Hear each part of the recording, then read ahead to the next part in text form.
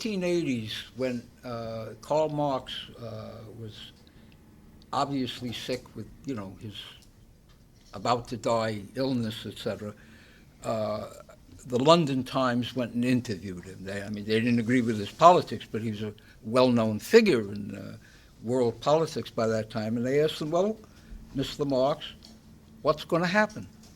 And his answer was, socialism or barbarism. Okay? Well, folks, sports fans, we're in the bottom of the ninth inning, and barbarism is way ahead, okay? And the question is, can we get together now and, hit a few home runs and win the game? But I got to tell you, the Middle East at this point is an outdoor slaughterhouse, and a combination of a lunatic asylum and a slaughterhouse. And the Palestine, between the water and the water, is, they just got over a war where the Palestinians in the Gaza Strip lost over 2,000 people, and Hamas actually insists that they won the war. And of course the Israelis, they don't have to yell too loud that they won the war, because they obviously did. So the question is, how does that affect us here in the United States? Now, there's going to be an election in 2016, and enough events have happened in the Middle East that it's going to make this election into a major, major turning point in American history, no matter which way it goes. Because today, if you read the New York Times, the Wall Street Journal, the left, the right, wherever you want to read, the one thing that they agree on is Obama's Middle East politics is falling apart. He's out of Iraq, he's back in Iraq. He's out of Afghanistan, he's back in Afghanistan. And, who he's going to be fighting on Monday, Tuesday, Wednesday, and nobody, even a lot of the imperialists, like the Wall Street Journal editors, are saying, hey, he doesn't have a winning strategy. And it's going to get worse. Okay, it's hard to envision a peaceful settlement in Syria and in Iraq, etc. All right, now, but there's one development that is very important and a grounds for optimism with regards to the Middle East in terms of American politics. The fistfight between Netanyahu and Obama. The media put it again and again, quite frankly. This is a fight over Zionist campaign contributions for 2016. All right? And, understand, Netanyahu actually came to Congress without even telling Obama that he was going to do it. All right? Netanyahu's best friend in the United States is Sheldon Adelson, who is the head, to give the term, the Reichsführer of the Republican Zionist coalition. He's the biggest campaign contributor in American history, probably in world history, but American history for sure. The only question that the scholars and media have is how much did he give in 2012? At a minimum, he gave $92 million, okay, to the Republican Party. Other scholars say he gave as much as $150 million. But there's no doubt that he's the largest campaign contributor in American history.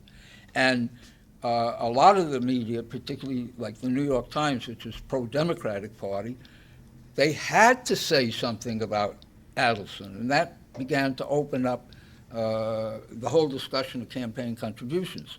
And the way it works out is that, let me just find my quote here. Ron Campius, who is the Washington bureau head of the Jewish Telegraphic Agency, in case you don't know it, the JTA is the Zionist equivalent of the Associated Press. I mean, it's about 100 years old. That's why it calls itself the Jewish Telegraphic Agency. But at any rate, Campius, who is the Washington bureau head, wrote an article in 2011, and I'm quoting from it. Where the Jews stand on Obama matters not just because of the Jewish vote, which is significant in key swing states, but also because of Jewish money. Obama captured 78% of the Jewish vote in 2008, and estimates over the year have reckoned that Jewish donors provided between 1/3 and 2/3 of the party's money.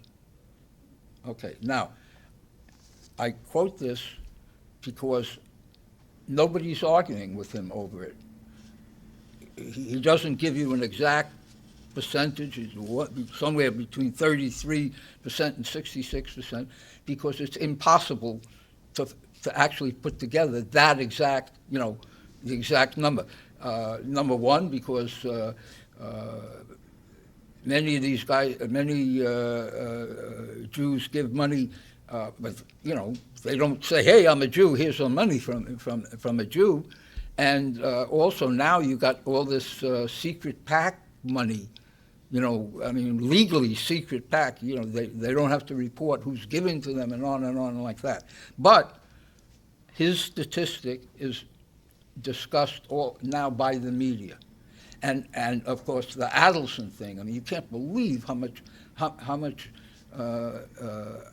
often Adelson's name is in the newspapers, and the Democrats are complaining that all the candidates, Republican candidates, go to Las Vegas and bow down before his throne to get his money, etc. Now,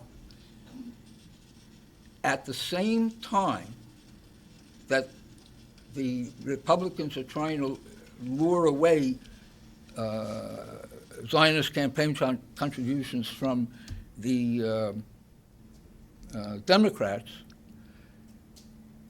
the Pew Research Center, which is a major survey center and a major, particularly with regards to religious matters, did a survey in 2013 of the Jews. And what they found was that about 1/3 of the Jews have dropped away from any synagogues. A majority of Jewish marriages since the year 2000 have been with Gentiles, okay? And the young Jewish interest in Zionism has dropped to the floor. And, and they document it. Now, what that means is that you're having a contrast between Zionist campaign contributors and the ordinary Jew. Okay? In other words, a Jewish doctor, he's ready to give $10,000 sometimes, to a candidate. It's like nothing compared to the Jewish billionaires. Now, let me give you some statistics. Forbes magazine issues an issue every year called the Forbes 400 issue, and they list the 400 richest Americans. Then, a couple of months later, they issue a list of all the billionaires in the world, and they break them down by countries. And there are 561 billionaires in the United States, including the 400. But there are a few beggars who were, only $1 billion, but they don't make the list, that kind of thing. Now, I did a survey. I went to Wikipedia and other sources for everyone on the Forbes 400 list, and they're all in Wikipedia, every single one of them. And usually with something like, this guy's a Christian, this guy was born Jewish, I mean, stuff like that is part of the background of these guys. My statistic is that of the 400 richest Americans, 139 of them are Jews. Now, I'm not alone on that. The Jerusalem Post, no, the Jewish Telegraphic Agency in 2009 had an article with the headline, "At least 139 of the Forbes 400 are Jewish." Now, you have to be very clear. Not all of those Forbes 400, and or of the 561, I counted 183, including the 139 on the Forbes 400 list. You have to be very clear. Not all of those guys are Zionists. Not all of them contribute money to any party, et cetera. I mean, like the biggest Jewish Democratic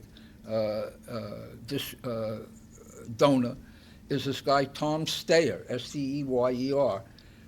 He gave, in 2014, he gave $74 million to Democratic candidates. But his issue is climate change. I have not found one word about him connecting him with Zionism, all right? But you have to realize he must know that the Democratic Party is a pro-Zionist party. I would suspect, it's only a suspicion, but I would suspect that he is, in a sense, a typical Democratic Party liberal. The Democratic Party is the lesser of two evils. So if you are for climate change correction, gay rights, whatever you're for, you vote for the Democratic Party as the lesser of two evils. But what that boils down to in real life is that they are emphasizing the lesser part of lesser of two evils. The reality is they are for a party of homicidal maniacs, okay? Obama, in 2010, organized the biggest weapons deal in American history, somewhere between $60 and $90 billion, with Saudi Arabia, which is the only government in the whole universe that does not permit women to drive cars. It's an absolute monarchy, okay? There is no religious freedom, et cetera, et cetera. Obama just invited the king of Saudi Arabia. He didn't show up because you're not pro me enough. God damn you, go to hell. All right, but you get the point.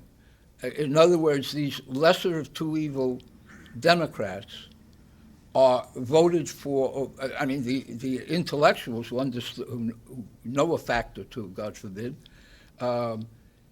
voted for Obama in 2012 after he had made the biggest weapons deal in American history with the only government in the world that doesn't permit women to drive cars. I mean, all right, this is pretty evil if you think about matters. Now, where does the Green Party fit into this? The Green Party is, Justine said, has a good position on Israel and Palestine. I agree, but in terms of practical impact, the Green Party has to get its act together to play a significant role in the anti-war movement. Now, the woman who has just got elected recently to the Seattle City Council, she's a socialist, and she's going to be speaking here at a couple of the panels, et cetera.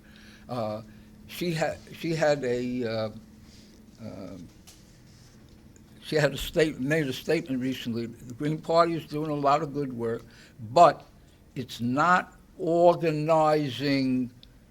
It's not organizing demonstrations and stuff like that.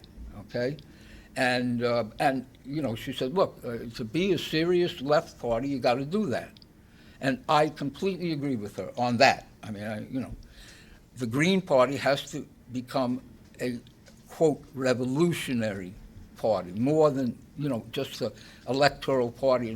What she said is, look, if you don't organize demonstrations, the street movement votes for the Democratic Party. So you got to walk and chew gum at the same time. You have to have a electoral party that organizes demonstrations and so on. Now, my experience, I'm 78. My experience in 1959, I was already a socialist, but I particularly joined a group called the Young Socialist Alliance, which is the youth section of the Socialist Workers' Party. And they organized, now at that time, they must have had 500 members in the entire United States of America. I mean, I'm not making this up. But they were all disciplined. So when their national committee said, we're going to organize an anti-war organization, all you guys out there in Los Angeles, in Chicago, or wherever, you all have to do it. And they went and they did it, and they organized. In 1971, I was already with them, so I went down to Washington for a demonstration. I got there, the crowd was so huge that it took me half an hour to push my way through the crowd to get up to the speaker's platform, okay? There must have been at least 200,000 people there, and that was just one demonstration that they organized. By the end of the Vietnam War, they had grown from maybe 500 to 2,000, and yet they were able, because they were disciplined, to put together these kind of gigantic demonstrations. Now, I mean, all this you can check all the documentation besides this. What the Green Party has to do is it has to become simultaneously a electoral party. 2 minutes. Okay. It has to become an electoral party and an organizational party. And the way that begins is that those of us who want it to become both an electoral party and an organizational party have to set up a faction inside the Green Party with that kind of discipline, okay, so that, we elect our candidates in Green Party primaries and so on and so forth, and with the idea of saying, look, the Green Party has to become this. Vote for us and we'll turn the Green Party into both a serious electoral party and a organizational party. And I challenge, I mean, at a rally like this, there are maybe 50 zillion socialist organizations. Yeah, right, I understand. I'm ending now. There are a million socialist organizations here. You all got their newspapers, etc. Unfortunately, they're tiny. They can hold their national conventions in a broom closet, okay? So what I say to them is, come in and join us, Red Greens, in our faction, and come into the Green Party and turn the Green Party into what you want, what we have in common. Because the reality is that a left-wing mass electoral party is not going to fall out of the skies or pop up out of the ground. It's going to come from something that already exists. And it's impossible. I can't envision somehow one of these little groups growing bigger and fatter than the Green Party.